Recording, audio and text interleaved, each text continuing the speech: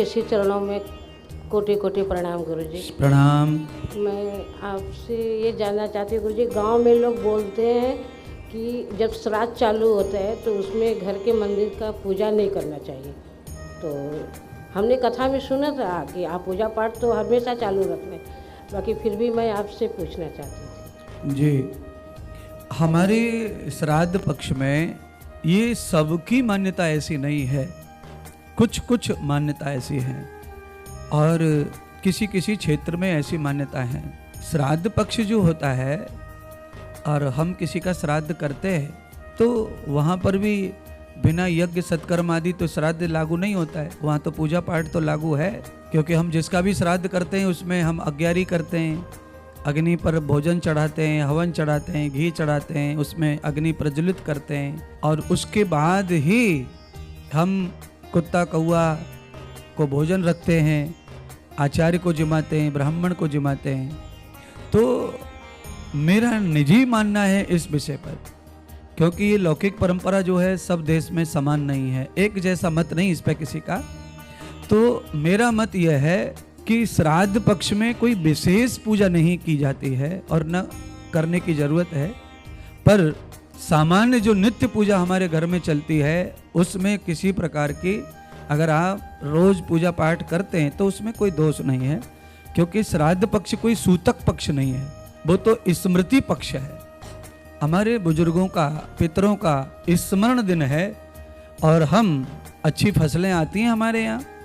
श्राद्ध पक्ष से पहले फसल आती है, अनाज पैदा होता है और अनाज पैदा होता है तो वो पितरों की कृपा से होता है, खेती उनकी, मकान उनका, इसीलिए हम उनको भोग लगाते हैं, उनके नाम का दान करते हैं, उनके नाम का यज्ञ करते हैं और उनकी तिथियों को याद रख करके हम उनका धन्यवाद करते हैं। और हमारी परंपरा ऐसी है कि हम जीवित अन्नदान करें, सेवा करें पितरों की, और मृत होके भी उनकी यादों में उनके नाम से दान पुण्य सेवा करते रहें। इसी श्रृंखला में श्राद्ध आते हैं। तो मेरा जो अपना खुद का मत है उस मत में शास्त्रीय जो मत है वो तो अलग अलग होता है इस विषय पर मेरा जो मत है वो ये है कि हमारी जो दिनचर्या है श्राद्धों में उस पर कोई फर्क नहीं पड़ना चाहिए। आपके यहाँ जो भी देवी देवता नित्य हैं उनका पूजन चलते रहे और श्राद्ध में जिस तिथि में जो श्राद्ध है उस श्राद्ध में आप जो विशेष करते हैं श्राद्ध के नाम पर वो पूजा ही है, वो यज्ञ ही है। और प्राचीन काल से अगर देखा जाए तो यज्ञ से बड़ी कोई पूजा नहीं है और श्राद्ध में तो यज्ञ होता है, हवन होता है, चाहे उसका रूप छोटा ही क्यों ना हो, अग्यारी के रूप में क्यों ना हो, है अंगारा जला के क्यों ना हो, पर बिना अग्नि पर चढ़ाए हुए श्राद्ध भगवान को या देवताओं को या पितरों को मानते नहीं हम। क्योंकि अग्नि देवा नाम मुखम, अग्नि ही पितरों का देवों का मुख माना है, इसीलिए अग्नि के माध्यम से ही पहला ग्रास उनको प्राप्त होता है।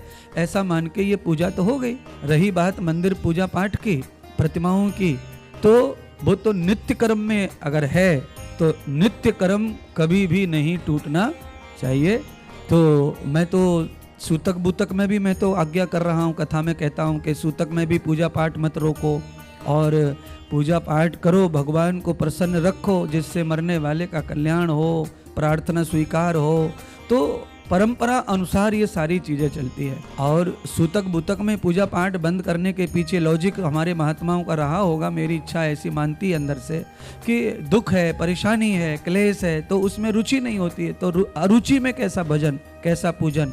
तो इसीलिए महात्माओं ने कर दिया, सिद्धांत बना दिया होगा कि भाई चलो चित्त नहीं है तुम इतने दिन मत करो, जब अच्छा लगने लगे तब भगवान का स्नान ध्यान पूजन प्रारंभ कर दो। तो चित्त की विघ्नता, चित्त के दोष, चित्त के रोने के, चित्त के परेशानी की वजह से सूतक बूतक में अपवित्रता घर में हो जाती है, उसकी वजह से देवी देवताओं को स्पर्श करने का निषेध है।